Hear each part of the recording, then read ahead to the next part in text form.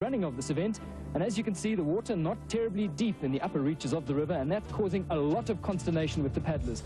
And they've got good reason to worry about the water level, because this race has a history. Last year the water was running about 1 foot to 1.5 feet lower than this, and in the bridge behind me you'll see the concrete balustrades, the concrete foundations of the pillars are the cut-off mark. If the river is running there or thereabouts, that's the minimum paddleable level. And the organisers have worked out that's exactly where we're at today. The year before that, in 1994, the river was an absolute spate. In fact, there was about 1.5 foot clearance between the pillars and the bridge itself. That year, all hell broke loose on the river. 25% of the paddlers made it through to the finish. But for the moment, it's a low Drakensberg challenge. Rocky's coming to the party. Let's see if the paddlers can enjoy the conditions. First down to the river on race day are the sweeps in their plastics. Their job to see every single boat through the many dangerous obstacles on the river over the 2 days. One of the crews that's sure to have enough experience, and miles behind them is this one down here, but it's also a tried and, well, untested crew. Tim Cornish, a former doozy winner, having a look at the river. What are you expecting from day one? Hi, Dave. It's looking very low. The first part's going to be very low. But Steve here, he lives right here, so you know, he knows the way. Hopefully won't have any mishaps. All right, confess to camera, have you ever paddled together? No, we haven't even been in a boat together yet. We were planning to do it this morning, but we've been too busy so far. Steve, you do. You live just over the hill. You're also the man responsible for putting the marks on the bridge. This is just about as low as we can race it. Yeah, I reckon we've got another inch down or 2 inches down, and we'd have to start lower down on the river today. But the doubles are going to battle through the low water, especially for, I'd say, about the first 40 minutes. And then once we've passed Black Murray, things should sort of open up a bit. Find some word to describe this river. It's very fickle. You know, its character can change in a couple of hours overnight. Oh yeah, I've actually been here before when it's been this low. We've had a storm up in the mountains. We've sort of waited half an hour, waited for the water, jumped in, and off we go in a big river. So from low to big. It's not going to happen today.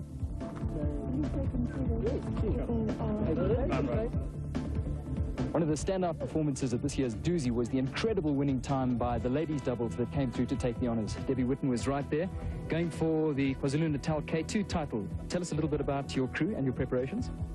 Well, since doozy, we kind of tapped off a bit. Wendy's been focusing on her running, and we're hoping to pull out the Natal Championships today, so it'll be a good race. Tough conditions. I guess being a light crew and being a good driver is going to make a big difference today. Yes, it is. It will be to our advantage, and I did paddle down the section last week. It's going to be a lovely race.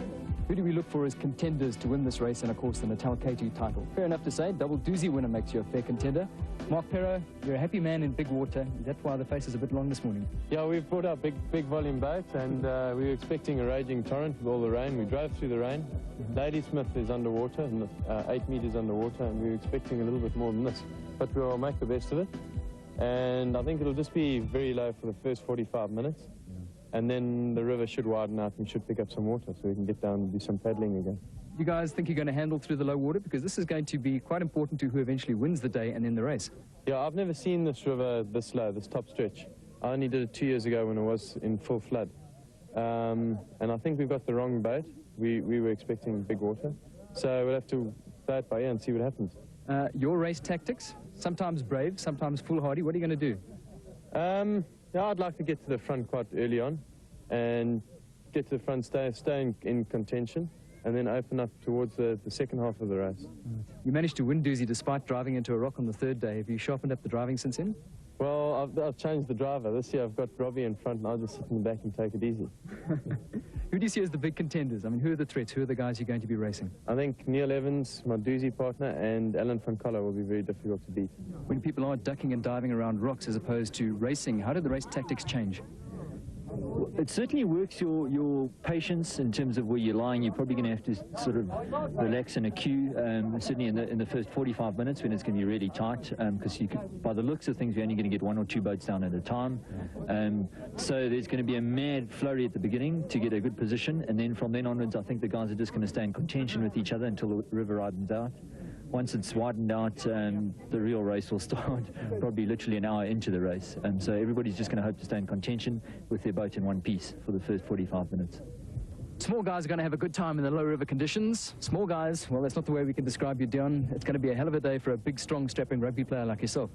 Hey, Dave, yeah. I'm a bit disappointed. I thought it'd be a bit more water. I did do one 2 years ago in flood, and after all the rains, I was expecting the same kind of water. But, well, they say it gets better down the river, a couple of k's down the river. So I'm looking forward to the more water. Why do this race? What do you remember about that 1994 race? I don't remember much. I just remember swallowing water. I just remember huge waves. I really enjoyed it, adrenaline, and I was hoping for the same thing. At the start, the paddlers were greeted with cool, overcast skies. This is time for the canoeists to finish their final preparations. It's here that the help of the seconds is crucial. They ferry equipment and spares up and down the valley and often remember basics like sun cream. Ready, go!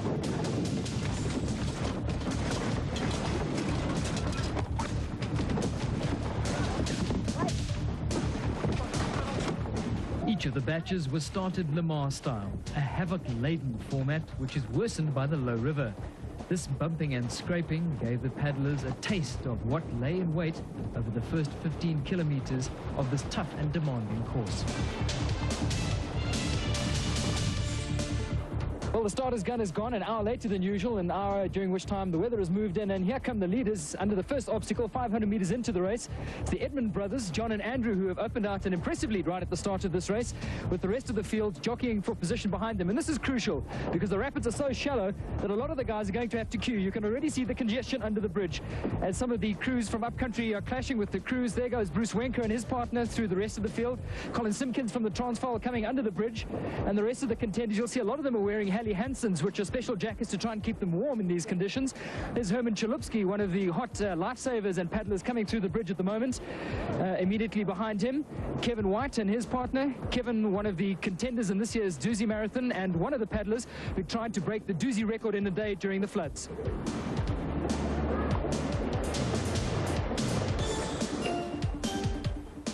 As the rest of the batches started on the low river, they showed markedly less enthusiasm than the A batch. Most had entered the K2 or doubles race and started well aware of the need to be cautious and to preserve their equipment through the pounding that lay in wait during the first 15 kilometers, now known as the notorious Valley of 1,000 Rapids.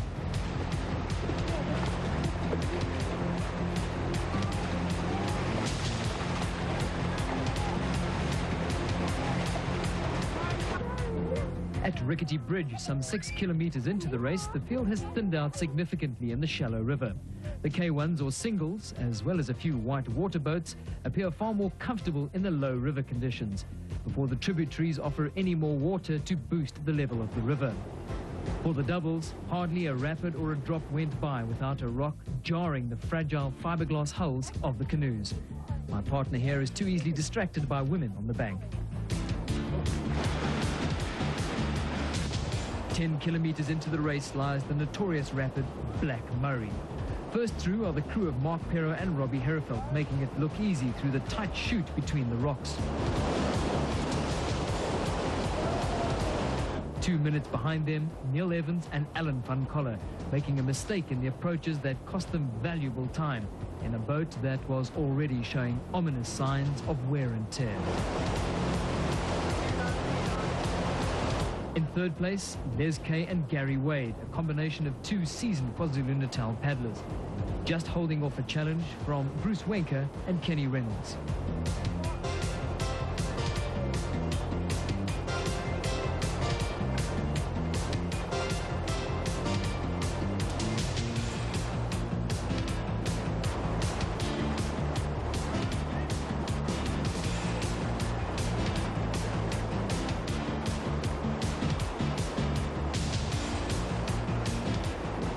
Black and Tim Cornish fared well in the rocky upper reaches of the river and were comfortably leading the vets race.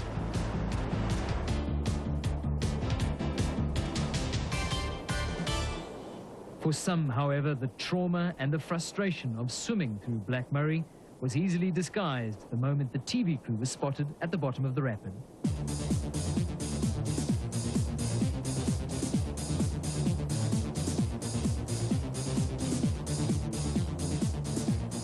Debbie Witten and Wendy White were also casualties at Black Murray, here getting a very helping hand from one of the sweeps. They were later locked in a ding-dong battle with Lynette Rennie and Lorna Oliver for the ladies' title.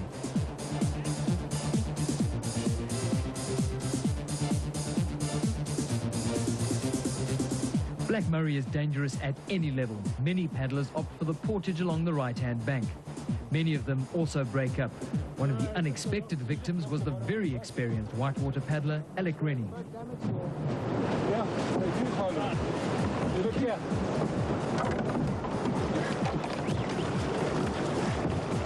That's what happens on a low river. That's a big hole, Alec.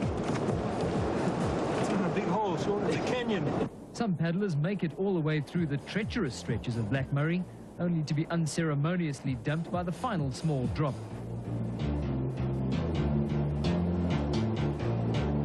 Others, however, make Black Murray look like a piece of cake. Impressive. For those that shoot Black Murray successfully is the exhilaration and the knowledge that the notorious Valley of 1,000 Rapids is now behind them. Others, especially those nursing broken canoes, enjoy the same feeling walking down the banks. They will no doubt tell you that they were deliberately including a hike during their visit to the berg. For some, the race is over, and with it, a long walk out of the valley. Amongst those victims was our rugby player friend turned paddler, Dion Lotte.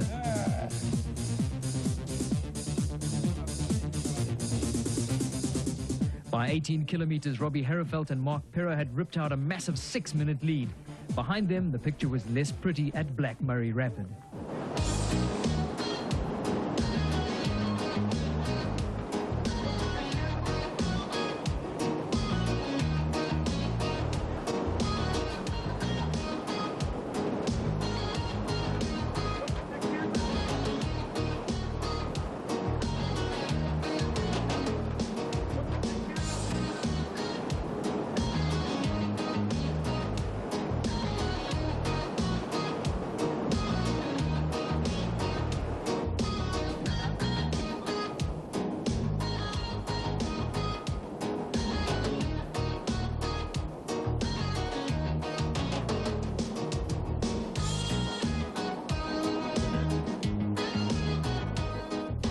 Kilometers from the end of the first leg, at the end of the Valley of 1,000 Rapids, a welcome hotspot.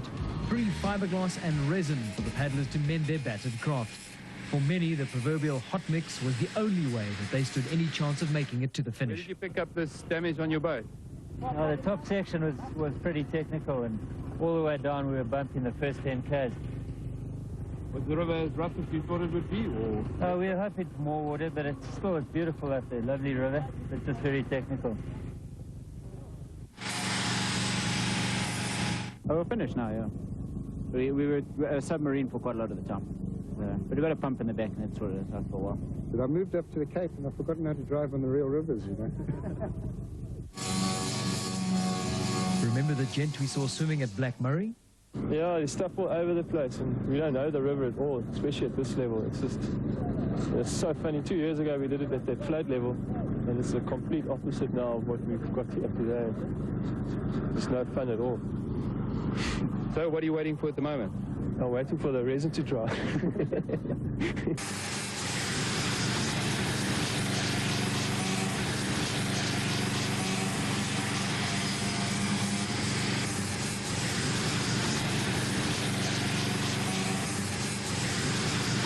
At the finish of day one, Herefeld and Perro clocked a time of 2 hours and 9 minutes, 20 minutes longer than they expected to complete the first leg in the low river conditions. Yeah, we had a good race.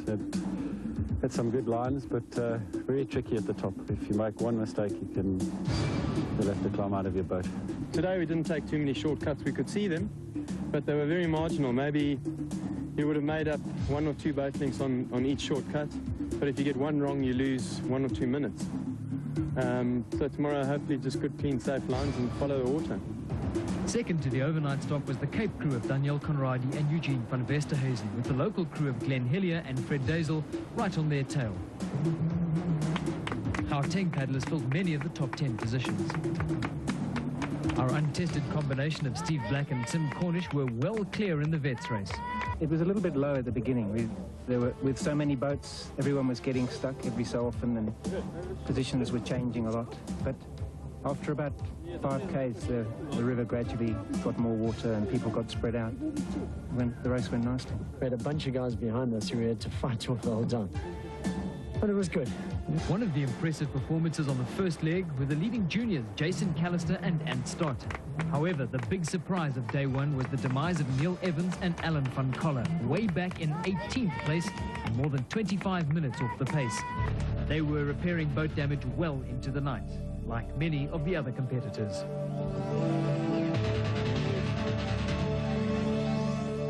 Battered boats at dawn. Just a hint of the battered bodies that were sleeping in the tents at the overnight stop at the Underberg School.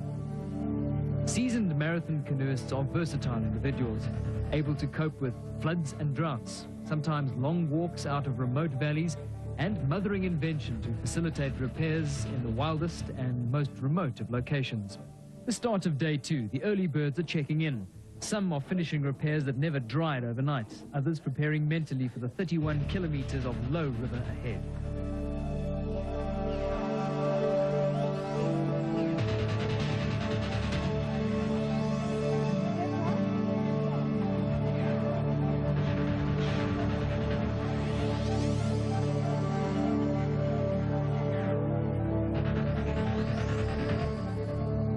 Day two of the 1996 Rocky Drakensberg Challenge looks set to be a little warmer than the first day yesterday, but it's going to remain fairly overcast, providing pretty close to ideal weather paddling conditions. But as you can probably see in the background, the paddlers arriving at Scotson Bridge for the start of the second day are all doing one thing. They're looking down into the riverbeds, and there's been no significant change to the water level.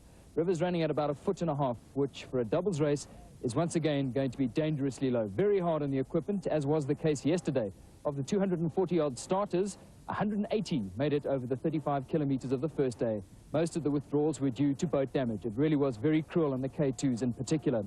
The results, well, the Mark Perro combination, as predicted, was right at the top of the leaderboard, but in the top 6 boats, 3 boats from Gauteng and 1 from the Cape Peninsula, and then just 2 local boats in that top 6. There were also a number of surprises that turned up during the 35 kilometers of the first day.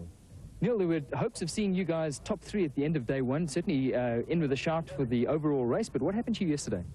Yeah, we started off well, but because the river was low, our boat, which is old and brittle, it just gave up. Going through the rapids, the boat kept on breaking, and as hard as we pumped, we just couldn't keep up. Eventually, through the one rapid, 2 long tears gave way, and there was like a 50 centimeter gash in the boat, and it was too much. We couldn't pump the water out, boat went down. We had to pull over, stop and patch the boat on the side of the river. So having been competitive for the first hour and a quarter and only a minute behind Mark and Robbie, that was our race. Start of the second day, there are a lot of very young, very fit mixed doubles combination, and yet Rick and Colleen Witten are leading the mixed doubles coming into the start of the second day. Rick, what went right yesterday? Well, from the start, we decided we were going to take it very slowly because we're very unfit, and we paddling along, we just made sure we were nice and clean through the rapids, and hell, it just played into our hands because everybody was just getting so stuck up. They were getting very uptight and were actually fighting with each other more than with the river. And we managed to pick our way through, and at one stage we were lying 10th, which we couldn't believe. And it managed to give us a big enough lead, or big enough cushion, to be able to hang on till the end. In the field were a large number of juniors, as well as a number of over 60s ready to take on the challenge.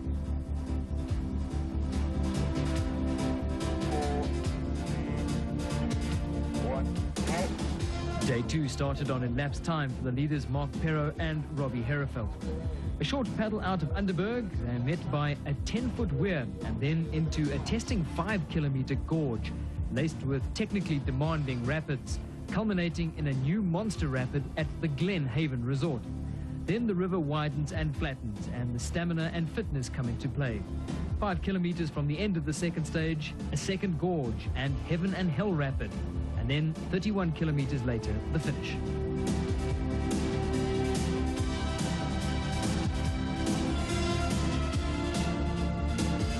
The chasing crews starting in elapsed time as well, Eugene van Westerhuizen and Daniel Conradi, with Hillier and Dazel right on their bow wave.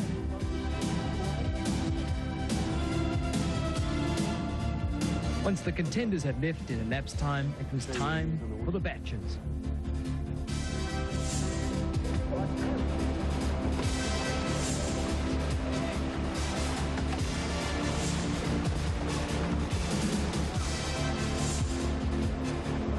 Match starts on the water normally produce plenty of excitement because it takes just one canoe drifting offline to produce a logjam of cursing canoeists. The local paddlers are normally quick to identify the errant paddler as a Varley.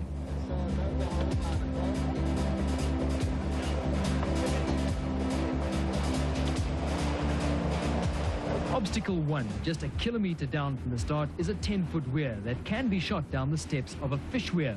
For those not confident enough of locating the chute, the portage option down the left-hand bank seems a lot more attractive.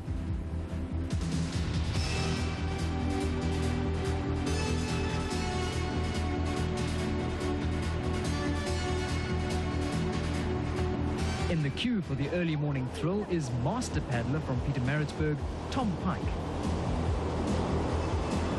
Behind him, making a welcome appearance in a canoe, Grant Wollaston and his partner. Just like the start of the doozy, the fish chute provides an excellent early morning adrenaline rush.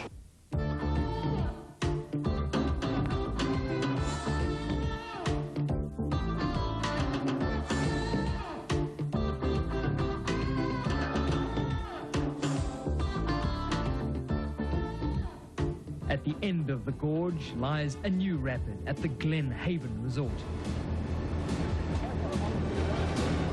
This monster was formed by rocks and rubble from the dam wall that was destroyed in the recent floods. It's a recommended portage, but many couldn't resist the temptation.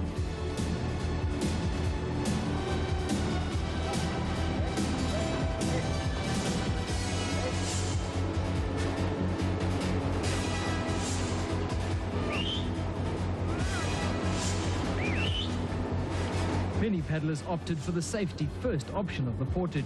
Many wished they had.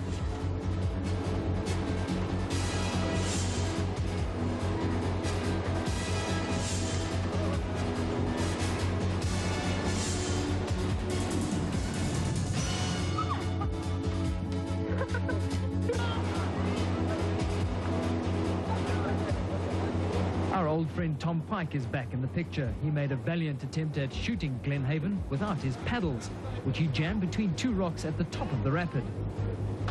But like a seasoned fisherman, there was always a story of what really happened. I hit the rock at the top of the rapid here and spun around. Problem, I broadsided on and came down backwards. That's what the problem was, I broke the cable. But you seem to have done many of these races before, so you know what to do. Yeah, I know what to do with hit the wrong rocks, sir. The second half of the final day is made up mostly of flat water. The last dangerous rapid at the end of the second gorge is called Heaven and Hell. The Cape crew of Daniel Conradi and Eugene van der Westerhuizen approach Heaven and Hell and size up the options. They've already missed Heaven, which is a sneak down the left-hand side of the river. They then approach Hell. At this stage, they're in second place overall, stand no chance of catching Pero and Herefeld, but they don't want to risk any damage. So they forsake Hell and decide for the third option, a sneak between the two down the center, a sort of paddling purgatory.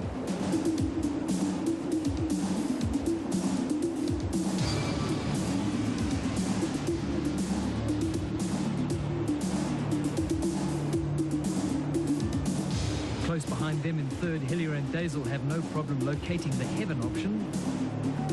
While storming through the top 10 contenders and looking for a top 10 finish after a bad first day, Alan van Coller and Neil Evans can't resist the attraction of the white water of Hell.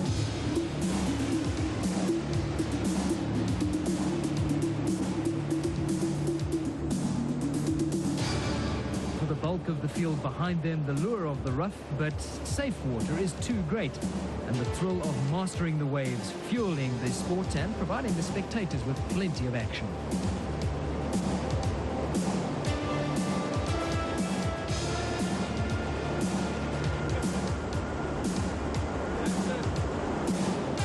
The Edmund brothers, John and Andrew, having swapped seats after the first day, show how it's done.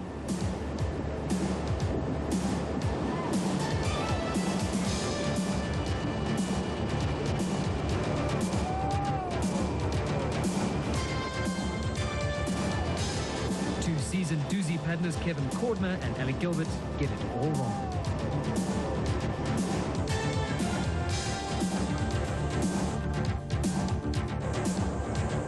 From Heaven and Hell, it's a pleasant 5-kilometer paddle until the sight of the seconds cars on the Berg Hills heralds the finish. But Heaven and Hell still has some unfinished business.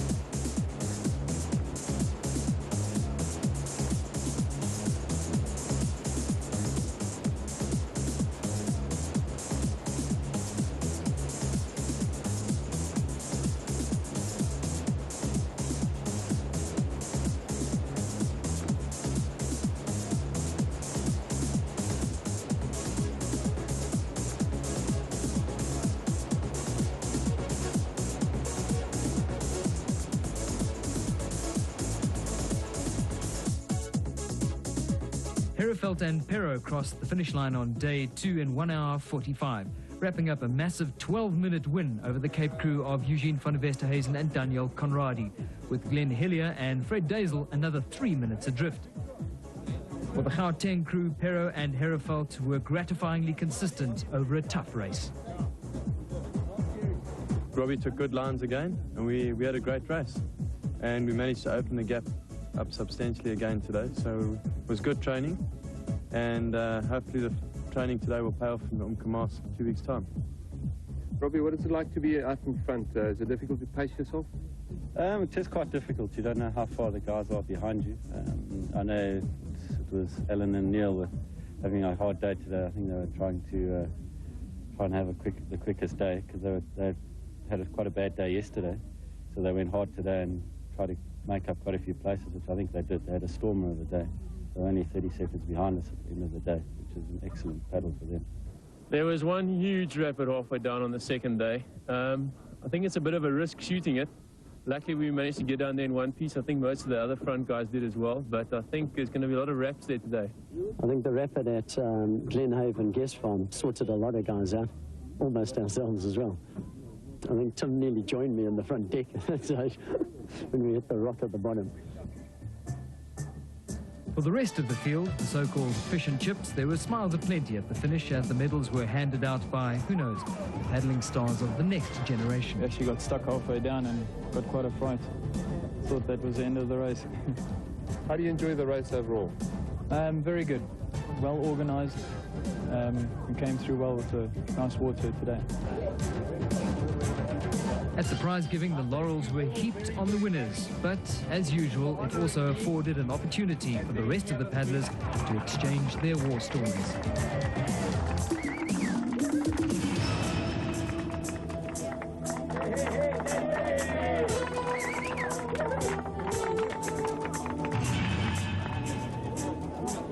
And so the curtain comes down on the 1996 Rocky Drakensberg Challenge, and it turned out to be an exhilarating and very demanding championship event.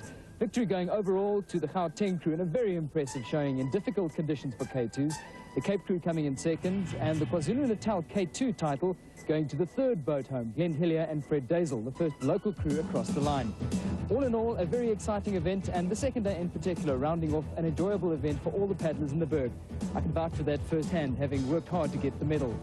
This event is growing rapidly in popularity, and the paddlers are the big winners here because the sponsors, Rocky, have just announced that they're into this event long term. They're so thrilled with the spirit engendered by the paddlers and this very, very unique event that they are here to stay. This is also one of the quickest growing races in the country, along with the Fish River Marathon. Who knows, in maybe a year's time it could even be bigger than the doozy. Already the paddlers are going home ready to say to their friends, have you done the challenge?